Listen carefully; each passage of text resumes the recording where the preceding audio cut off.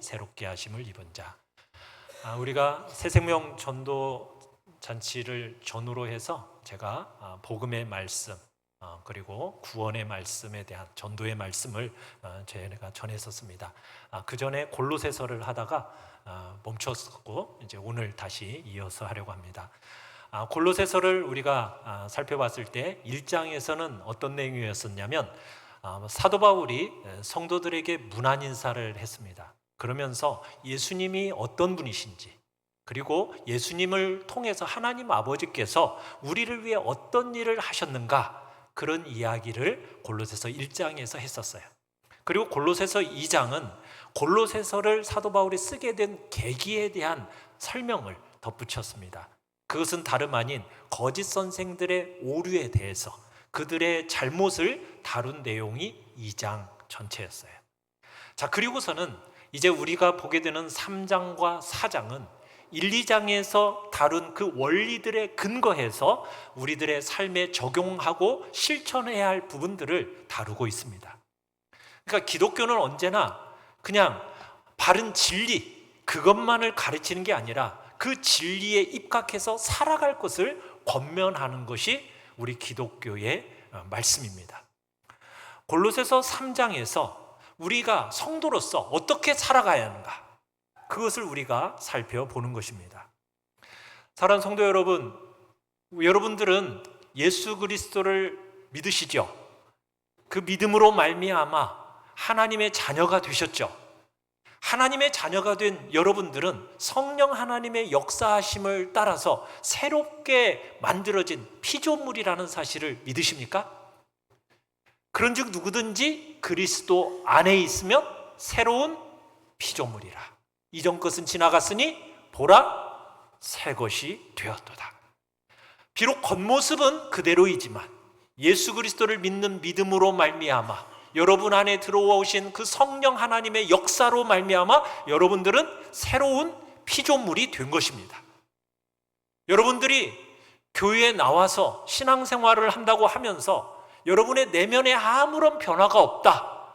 그렇다면 여러분은 진짜 성도인지 스스로를 의심해 보셔야 합니다.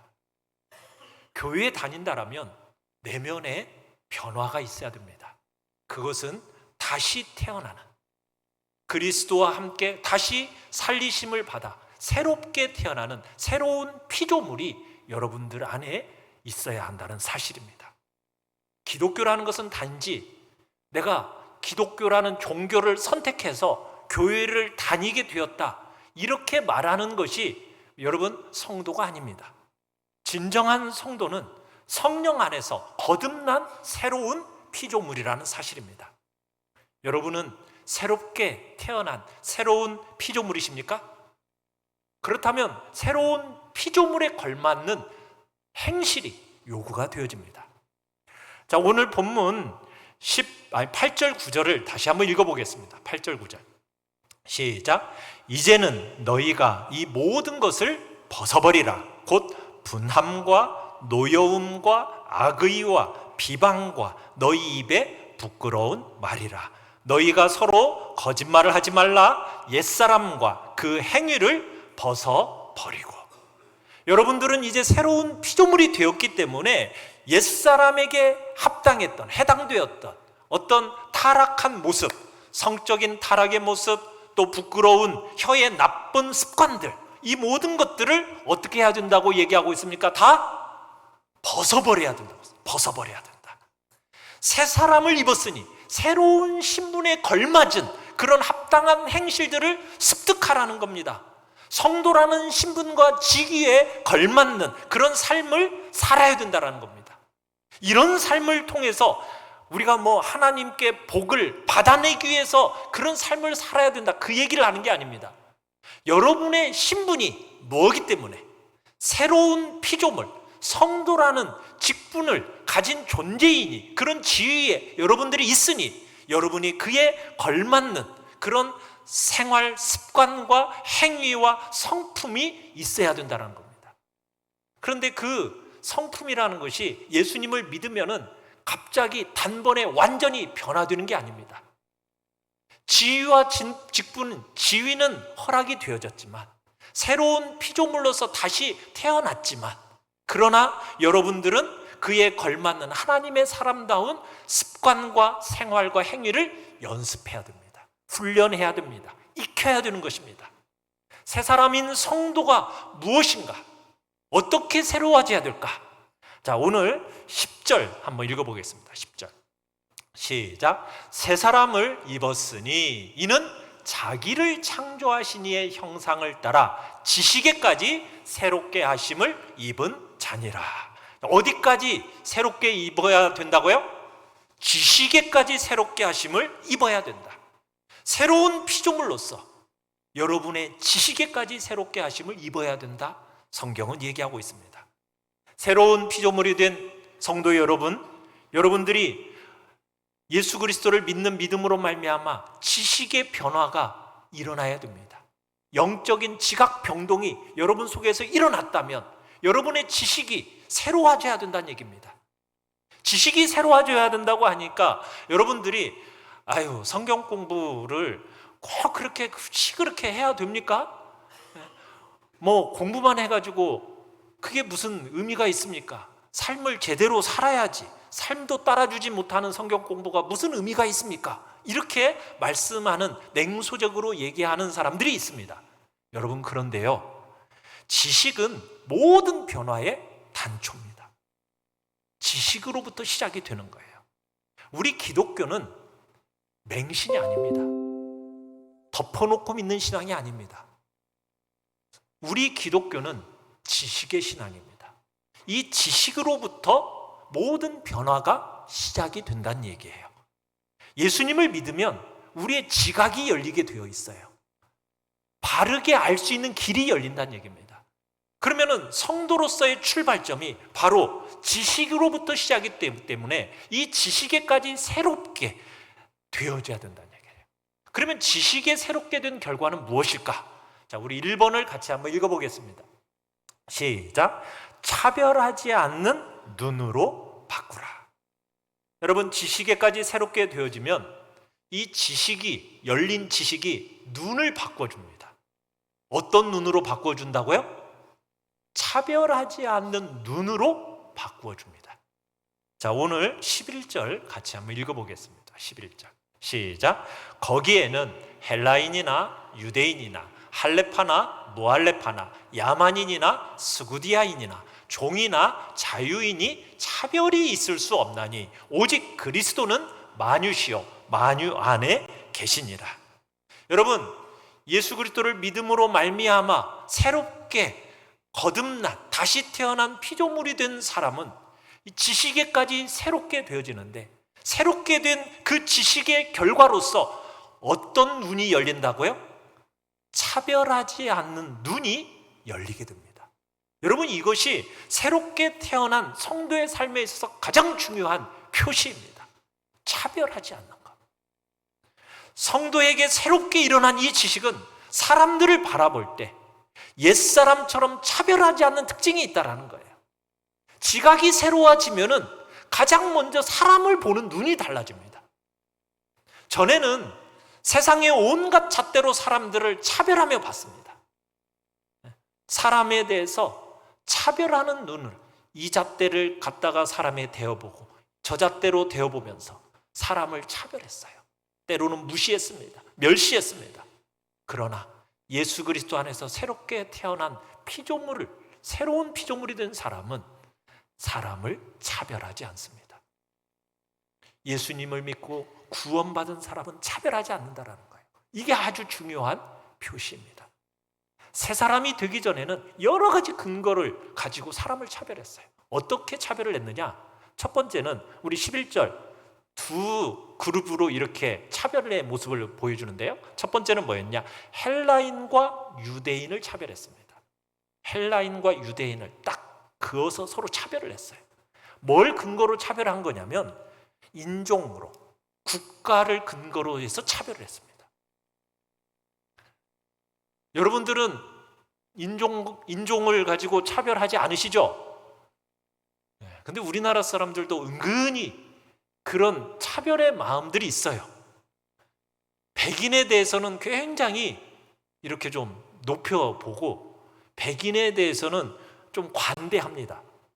그런데 흑인에 대해서는, 좀 까무잡잡한 사람들에 대해서는 약간 무시하는 경향이 우리 속에 은근히 자리 잡고 있어요. 안 그래요? 우리나라 사람들이 보통 그렇습니다. 여러분, 그러나 하나님은 다양한 인종을 허락하셨어요. 하나님이 창조하신 인종입니다.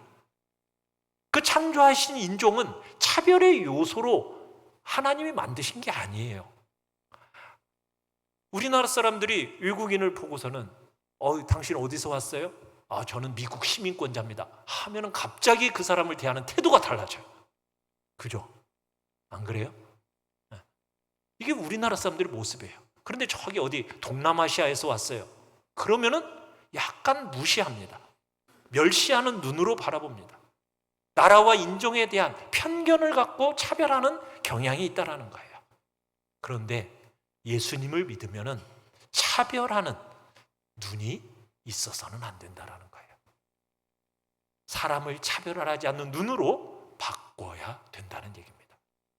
두 번째로는 어떻게 차별했느냐? 할레파와 무할레파로 차별을 했습니다. 할레파와 무할레파. 이건 뭘 근거로 차별했다는 얘기냐면 신앙을 근거로 차별했다는 얘기입니다. 여러분, 할레파, 무할레파 무슨 뜻이죠? 할레파는 어떤 사람들이에요? 유대인들이 자신들은 하나님께 특별하게 선택된 민족이라는 선민의식이 있었습니다. 그래서 하나님께로부터 약속의 말씀을 받았고 그 약속된 민족이라는 그 하나님의 표시, 할례라는 것을 통해서 우리는 하나님의 언약 백성이다. 그 할례를 근거로 해가지고 자신들은 하나님의 선민이고 자기들은 하나님께 선택된 특별한 민족이다라고 생각을 하면서 유대 중심적인 사고를 가지고 자기들과 다른 할례 받지 않은 사람들에 대해서는 이방인으로 여겼어요. 그러면서 그 사람들을 정죄하고 멸시하고 천대했습니다. 여러분, 우리도 잘못하면 그럴 수가 있어요. 여러분들이 예수 그리스도를 믿음으로 말미암아 하나님의 자녀가 되었습니다. 그리고 여러분들에게 하나님께서 귀한 말씀을 맡겨주셨습니다. 여러분들이 그런데 그 하나님의 자녀됨이, 성도가 됨이 특별해서 여러분들이 구원받았나요? 우리가 구원받은 것은 하나님의 은혜로 구원받은 겁니다. 우리가 뭘 특별해서가 아니에요. 하나님의 선물로 구원받은 거예요. 우리가 은혜로 하나님의 선물로 구원받았는데 그것을 마치 내가 무슨 자격이 있어서 받은 것처럼 나는 신앙이 있다고 하면서 신앙 없는 이들에 대하여서 무시하고 멸시한다면 여러분, 그것은 기독교인이 아닙니다. 나는 복받았고 너는 예수님을 믿지 않으니 너는 저주받은 인생이야 라고 하면서 서로 비교하면서 판단하고 무시하고 멸시한다면 여러분, 그건 기독교의 논리가 아닙니다. 그건 다 세상의 논리인 거죠. 참된 기독교는 다른 종교를 믿는 사람들을 차별하지 않습니다. 다른 종교를 믿는다고 해서 함부로 그 사람을 무시하고 너는 저주받은 인생이라고 함부로 판단하지 않습니다. 이방 종교를 가지고 있는 사람이라 할지라도 그 사람으로서의 절대적인 가치가 있는 것이고 그 사람의 귀한 인격이 있기 때문에 그 사람을 소중하게 대해야 되는 것이 하나님께서 우리에게 원하시는 바예요. 그래서 함부로 종교를 근거로 해서 다른 사람을 차별한다거나 어리석은 편견을 갖고 그들을 무시하는 일이 있어서는 안 되는 겁니다. 세 번째는 뭐라고 차별을 했어요? 야만인과 스구디아인을 차별했습니다.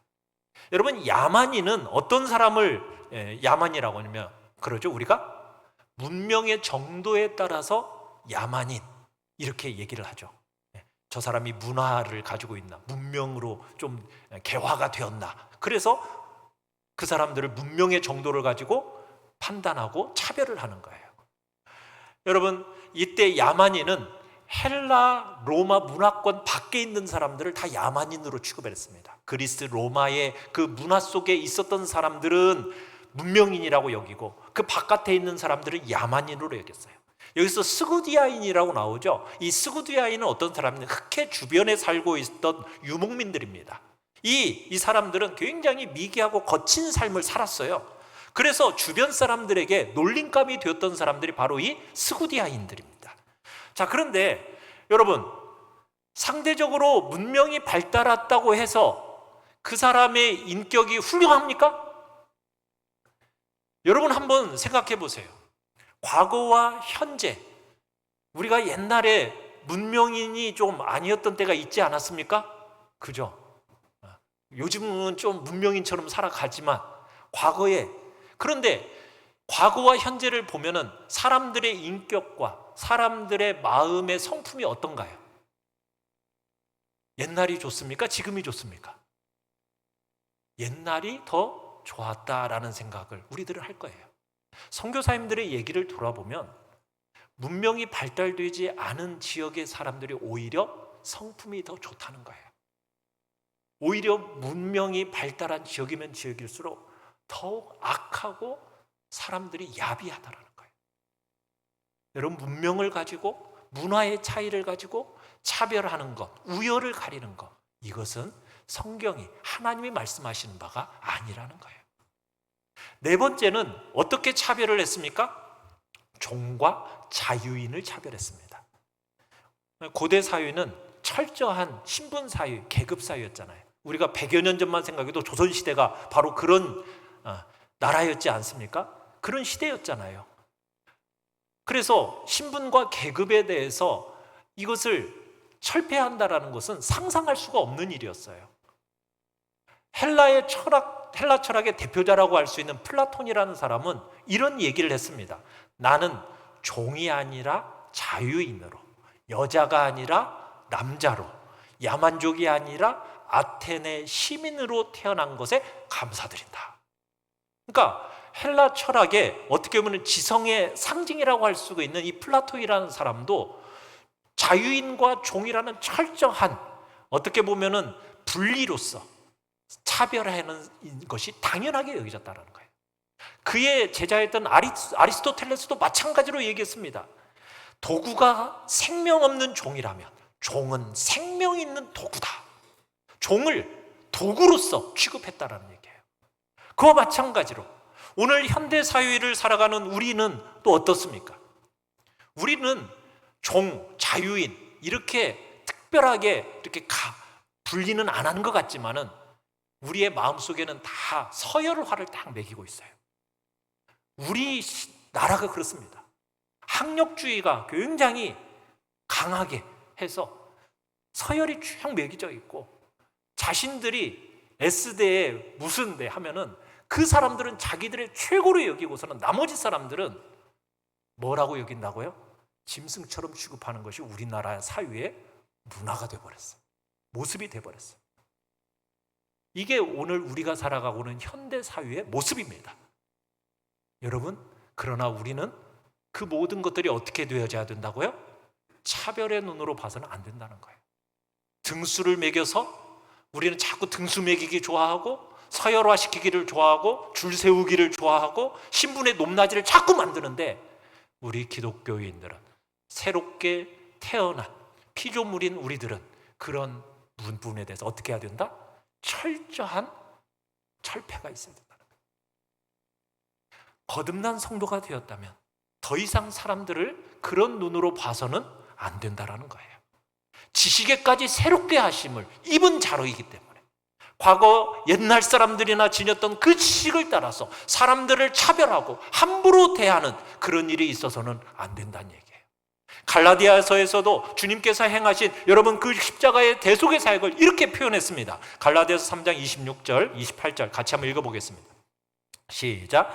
너희가 다 믿음으로 말미암아 그리스도 예수 안에서 하나님의 아들이 되었으니 너희는 유대인이나 헬라인이나 종이나 자유인이나 남자나 여자나 다 그리스도 예수 안에서 하나이니라. 하나이니라.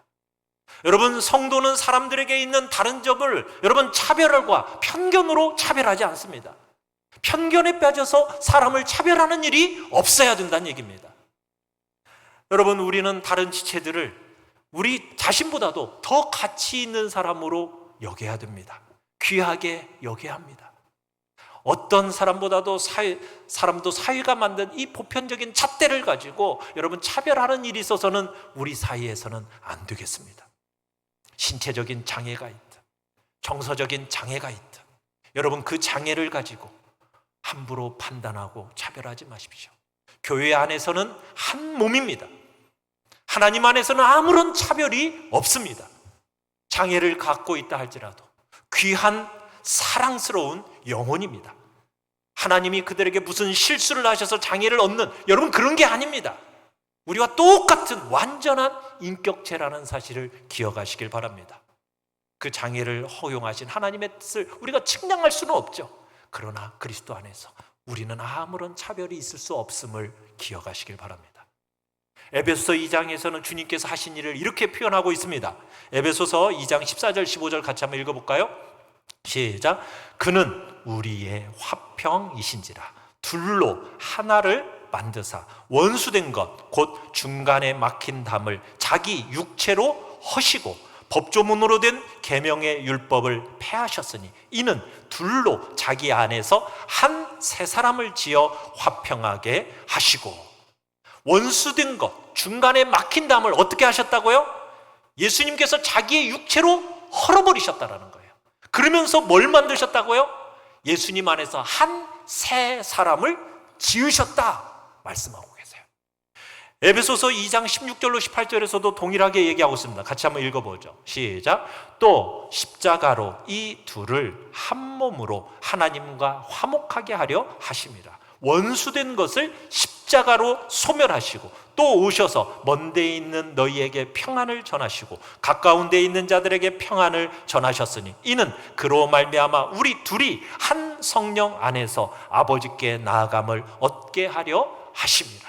원수된 것을 십자가로 소멸하셨습니다. 그래서 우리가 하나가 되어서 둘이 하나가 되어서 하나님 아버지께로 나아갈 수 있도록 하셨다라는 사실이에요. 여러분 예수님께서 우리를 구원하셨습니다. 구원만 하신 게 아니라는 거예요. 원수된 것을 허물어내셨습니다. 그분께서 사람과 사람 사이에 있었던 차별, 멸시 이 모든 것들을 다 어떻게 하셨다고요? 소멸하셨습니다. 사람들에게 등급 매기는 어리석은 세상의 구조를 예수님께서 자신의 몸으로 십자가에서 허물어 버리셨습니다. 그래서 더 이상 이제 우리 안에 차별이 있을 수가 없습니다. 자기의 몸을 찢으시면서 다 무너뜨리면서 정말 자기 안에서 새로운 사람을 지으셨습니다. 그 새로운 사람이 무엇입니까? 한 새로운 사람, 그게 바로 교회입니다. 교회는 모든 장벽, 원수 삼아 막혀져 있던 모든 것들을 다 허물어 버리시고 십자가로 하나 되게 만들어서 한 새 사람을 만드신 공동체, 그게 바로 교회의 공동체입니다. 예수님 안에서 우리는 하나입니다. 믿으십니까? 남자든 여자든 유대인이든 헬라인이든 스구디아인이든 야만인이든 누구든지 상관없이 그리스도 안에서 우리는 하나라는 사실을 기억하시기를 바랍니다. 교회를 한 몸으로 구성하는 것이 그래서 너무너무 중요한 것입니다. 교회에 몸담고 있는 지체들 하나하나가 얼마나 귀한 지체이고 우리의 몸의 일부로 여겨야 한다는 사실입니다. 나와 지체들이 결코 나뉠 수 없습니다. 우리는 하나입니다. 우리가 그것을 누리면서 맛보면서 신앙생활을 해야 됩니다. 그게 제대로 믿는 것입니다. 이를 모르면 세상과 교회가 다를 게 하나도 없습니다. 여러분 교회에 와서 교회 안에 무슨 직분을 서열화시키는 것은 여러분 그것은 잘못된 것입니다. 여러분 무슨 목사가 제일 위에 있고 그 다음에 장로, 뭐 안수집사, 권사, 뭐 서리집사, 평신도 이런 식입니까? 서열화가 아닙니다. 교회는 서열화가 아니에요. 뭐예요? 직분에 따라서 역할과 기능의 차이를 주신 것이지 그것이 신분의 높낮이를 얘기하는 것이 아닙니다. 주신 직분을 가지고 그 기능을 하는 거예요. 하나님께서 다양한 차이를 주신 것은 그 다양한 차이를 통해서 서로의 삶을 풍성하게 만들고 존귀하게 여기도록 그래서 행복하고 기쁘게 봉사하도록 하기 위해서 주신 것이지 그것을 가지고 서로를 차별하도록 등수를 매기도록 그렇게 한다면 여러분 그것은 예수님의 정신을 따라 사는 게 아닌 것입니다. 교회는 예수님께서 자신의 몸을 찢어서 만든 한 새 사람입니다. 그런 공동체 안에서 옛사람의 모습을 가지고 그렇게 세상의 구조로 여러분 교회를 변질시키는 일이 생긴다면 안 되는 일이에요. 그런 세상의 구조가 교회를 지배하는 일이 일어나게 해서는 안 되는 것입니다. 새 사람으로 구성된 교회는 정말 이 교회 안에 들어왔을 때 세상에서 찢기고 마음 상한 그들이 교회 안에 들어와서 예수 그리스도 안에서 얼마나 자신이 존귀한 존재인지 아름다운 존재인지 그것을 알게 해야 하는 것이 바로 우리 교회 안에서 해야 할 일인 것입니다. 인생의 가치와 인생의 복을 회복시키는 일, 그것이 바로 우리 교회 안에서 이루어져야 할 일이라는 사실입니다. 교회에서는 어떤 기준으로도 상대방을 차별하는 일이 있어서는 안 되겠습니다. 각 사람의 다양한 차이가 여러분 차별의 조건이 되어서는 안 됩니다. 서로를 보완하고 서로를 부유하게 채워주는 일이 바로 진정한 교회의 모습인 것입니다. 여러분에게 주신 모양과 여러분에게 주신 은사를 따라서 여러분에게 주신 하나님이 주신 그 직분을 따라서 그 차이를 가지고 풍성하게 만들어야지 그것을 편견을 가지고 차별하는 그런 어리석은 자리에 우리 모두가 있지 않기를 바랍니다. 여러분 교회의 영광과 교회의 아름다움이 어디에서 드러나겠습니까? 교회 안에 세상에서 높은 지위를 가진 사람들이 들어오면 그 교회가 영광스러운 겁니까? 그런 게 아니죠. 교회는 어디에서의 그 영광스러움이 좌우가 됩니까? 차별이 없이 한 세 사람의 공동체를 형성할 때 하늘의 영광과 권능이 회복되어지는 것입니다. 여러분 참 그런데 그렇게 살기 쉽지 않죠. 세상의 것이 자꾸 우리의 마음을 지배하고 교회 안에 그것들을 자꾸 끌고 들어와서 우리를 차별하게 만드는 일이 자꾸 생기는데 우리가 자꾸 그런 부분들을 어떻게 해야 된다고요? 벗어버려야 됩니다. 벗어버려야 돼요. 자, 그러면 우리가 어떤 면에서 하나인가? 11절 하반절을 같이 한번 읽어보겠습니다. 시작. 차별이 있을 수 없나니 오직 그리스도는 만유시요 만유 안에 계시니라. 여러분 우리가 하나 될 수 있는 이유는 무엇 때문입니까? 오직 예수 그리스도 때문입니다. 예수님이 만유이시고 만유 안에 계시기 때문에 그래서 우리가 하나가 될 수 있는 것입니다. 예수님 안에서 예수 이름 앞에 우리 모든 것들을 다 내려놓으시길 바랍니다.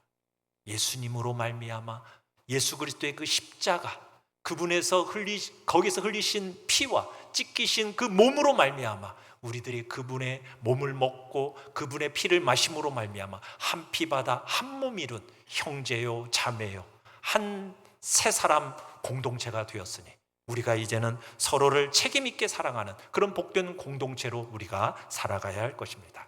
다양한 차이는 인정하지만 그 차이를 차별로 만드는 그런 자리에 우리가 있지 않기를 바랍니다. 우리 그러면은 교회가 하나이라면 그렇다면 주님이 하나 된 교회에게 무엇을 요구하실까? 2번을 같이 한번 읽어보겠습니다. 2번 시작. 새 사람이 입는 옷을 입으라. 자, 오늘 본문 12절 같이 한번 읽어보겠습니다. 12절 시작. 그러므로 너희는 하나님이 택하사 거룩하고 사랑받는 자처럼 긍휼과 자비와 겸손과 온유와 오래 참음을 옷 입고. 아까 9절에서는 벗어버려라 얘기했어요. 뭘 벗어버리라고 얘기했죠? 옛사람과 그 행위를 벗어버려라. 그러더니 이제는 벗어버렸으니 어떻게 해야 돼요? 입어야죠. 무슨 옷을 입어야 됩니까? 바울이 지금 이런 존재이니 5가지 미덕의 옷을 입으라 명령하고 있습니다. 자, 첫 번째 옷 무슨 옷이에요? 긍휼의 옷을 입어야 돼요. 긍휼의 옷. 여러분 긍휼이라는 게 뭐죠? 긍휼이라는 것은 다른 사람의 필요에 민감한 마음입니다.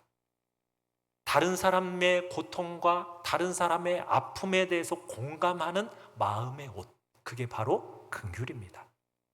다른 사람의 아픔, 다른 사람의 필요, 그것을 내 것이냐 느끼는 마음, 이게 긍휼이에요. 오늘 이 시대는 긍휼의 마음들이 사라져가고 있는 시대예요. 무한 경쟁 사회 속에서 사람들이 서로를 잘 배려하려고 하지 않습니다. 다른 사람을 돌보다가 내 것 제대로 챙기지 못하면 자신이 경쟁에서 도태될까 봐, 끝장난다고 생각할까 봐, 다른 사람에 대한 배려가 사라져가고 있는 시대입니다. 아닙니다. 자신에 대해서는 끊임없이 관용하면서 다른 사람에 대해서는 인색하고 냉혹한 시대를 살아가고 있는 우리의 이 시대의 모습입니다. 이런 시대 속에서 하나님은 우리에게 무슨 옷을 입으라고요? 긍휼의 옷을 입으라는 거예요. 그런 세상 속에서 다른 사람의 아픔을 같이 아파라는 거예요. 다른 사람의 결핍을 같이 고통하고 공감하라는 거예요. 그들의 필요를 채워주고 싶어 해야 된다는 겁니다. 그게 바로 긍휼입니다. 주님께서 교회를 하나라고 말씀하셨을 때 여러분, 이 긍휼이 가득한 옷을 입고 다른 사람을 바라보라는 거예요. 평소에 서로 사이가 좋지 않았더라도 여러분, 어려운 일을 그 사람이 겪고 있으면 아유, 내 그럴 줄 알았다, 이런 식으로 말하지 말라는 겁니다. 우리가 옛날에 부흥사들이 너 그렇게 애먹이면은 하나님이 너 손본다, 이런 말 자꾸 많이 했어요. 그래서 우리도 이제 그런 얘기 하는 거예요. 너 나한테 그런 거 하면 하나님 너 손보신다? 하나님 손 볼까요? 잘 안 봅니다. 대신에 뭐예요? 네가 바뀌어. 주님이 네가 바뀌라고 말씀하세요. 그게 빠르다는 거예요. 네. 여러분, 우리의 마음에 무슨 옷을 입어야 된다고요? 긍휼의 옷을 입으십시오. 두 번째는 무슨 옷을 입어야 된다고 얘기하고 있습니까? 자비의 옷입니다. 자비라는 건 뭐겠습니까? 불쌍히 여기고 아파하는 그 긍휼의 마음을 실질적으로 행동으로 드러나는 게 자비입니다. 필요를 채워주고 그 사람의 아픔을 덜어주는 구체적인 실천, 그게 바로 자비예요. 사랑이라는 것은 다른 사람에게 뭔가를 주고 싶어 하는 겁니다. 자비라는 것은 바로 다른 사람의 고난과 수고를 덜어주기 위해서 자기 자신이 희생하면서 뭔가를 해주는 겁니다. 그런데 오늘날 우리 시대는 자꾸 경제성을 따지고 효율성을 따집니다. 이 경제성과 효율성을 최고의 가치로 여기다 보니까 우리 성도들에게 있어서 우리 성도는 어떻게 살아야 돼요? 비경제적이고 비효율적으로 이 세상을 살아가라고 하나님은 요구하세요. 그게 바로 자비의 마음, 자비의 옷이거든요. 여러분, 우리는 참 비경제적이고 비효율적으로 살아가고 싶은 마음이 없죠. 그런데 하나님께서는 내가 다른 사람을 챙기느라고 내 것을 챙기지 못하잖아요. 그러면 누가 내 것을 챙겨줄까요? 하나님이 챙겨주십니다. 믿으십니까? 내가 내 거 안 챙기면 누가 챙겨준다고요? 하나님이 챙겨주세요. 하나님이 챙겨주신 것들은 구석구석에 영광이 묻어 있어요. 하나님의 손때가 묻어 있는 거예요. 그런 것들을 맛봐야 여러분, 세상에서 믿음으로 사는 재미가 있는 거죠.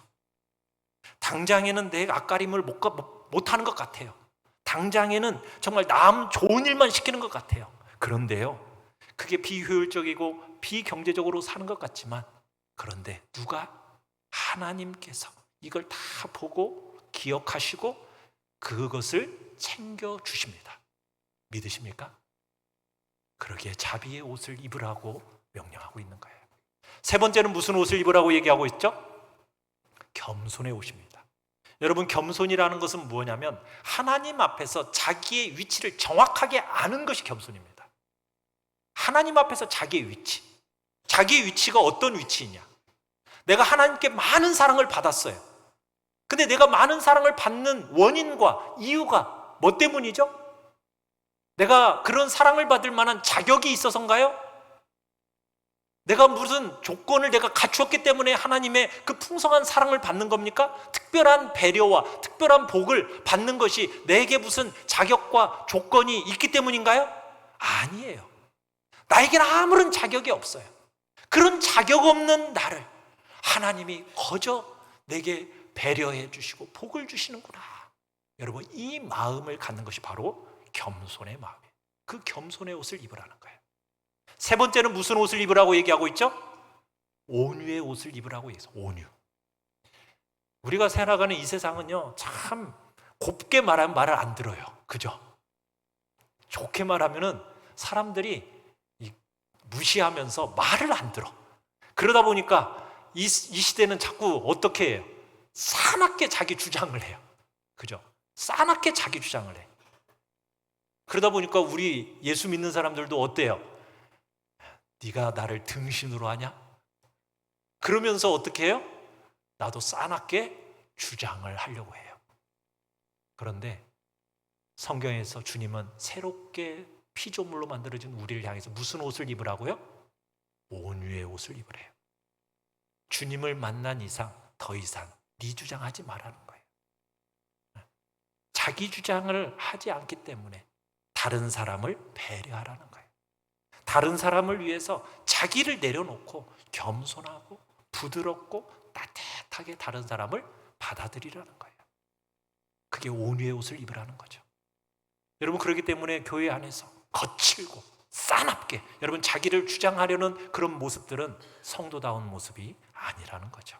그건 다 옛사람이 하는 행동입니다. 다섯 번째는 무슨 옷을 입으라고요? 오래 참음의 옷이죠. 우리 예수 믿는 사람들이 꼭 있어야 할 필수의 옷입니다. 오래 참음. 성도가 되고 나면은 제일 먼저 배우는 게 바로 이 오래 참는 거예요. 참는 거. 우리가 예수님을 처음 믿으면요, 우리가 기도하잖아요. 그러면 하나님이 기도를 즉각 응답 잘 해주세요. 근데 시간이 지나고 세월이 흘러서 신앙의 연수가 쌓이면은 기도가 금방금방 잘 이루어지던가요? 기도는 열심히 하는 것 같은데 안 이루어져. 왜 그런 것 같아요? 어떤 사람들은 이런 얘기해요. 내가 기도하면은 금방금방 이루어져. 그러면은 금방금방 이루어지는 그 기도의 모습을 보고 저분은 영성이 뛰어난 것 같아. 그러면서 영성을 칭찬을 해요. 근데 대부분 영성이 뛰어나서가 아니라 아직 철이 덜 들어서, 이거 금방 안 들어주면은 불평하고 원망하고 띵깡 부리니까, 그러니까 뭐라도 먹여줘야 돼. 사탕이라도 입에다 집어넣어줘야 이게 띵깡 안 부리니까 금방금방 기도를 들어주는 거예요. 그런데 성도로 거듭나면요, 자꾸 뭘 하나님이 훈련시키느냐? 오래 참는 훈련을 시켜요. 여러분, 고린도전서 13장이 사랑장이잖아요. 여러분, 사랑장에 사랑은 하고서 첫 번째 나오는 게 뭐예요? 언제나 오래 참은 거예요. 이 오래 참음이 주님께서 요구하시는 성품이에요.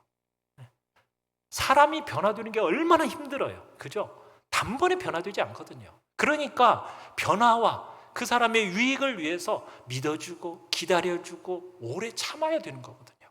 그래서 우리에게 있어서 상대방을 향해서 얼마든지 쏘아붙이고 다른 사람을 비난할 수 있지만 어떻게 하는 겁니까? 참는 겁니다. 말하지 않고 오래 기다리는 것. 이것을 주님은 우리에게 요구하시는 거예요. 여러분, 5가지. 무슨 옷을 입으라고 5가지를 얘기하고 있어요? 자, 첫 번째, 긍휼. 두 번째, 자비. 그 다음에 겸손. 그 다음에 온유. 그 다음에 오래 참음의 옷을 입으십시오. 이 모든 것들을 다 한번 보시면은 자기 자신을 희생해야 되는 거예요. 겸손하고 낮아지신 예수님의 성품이라는 것을 우리들이 알 수 있죠. 하나님의 그 특성이 여기에 잘 드러나고 있어요. 옷 입으라. 예수님께서 하셨던 것과 똑같이 옷 입으라는 거예요. 예수님을 모르는 사람들이 입고 있는 그런 옷이 아닙니다. 예수님을 믿는 사람들이라면 바로 이런 옷. 긍휼, 자비, 겸손, 온유, 오래 참음의 옷을 입으십시오.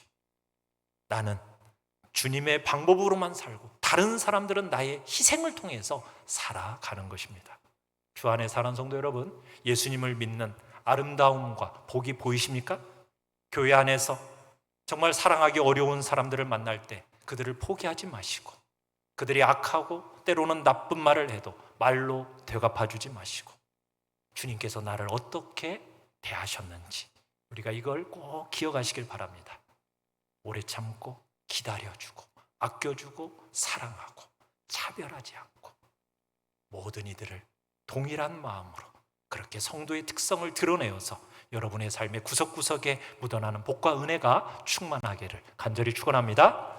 우리 시간 같이 찬양하며 기도하겠습니다.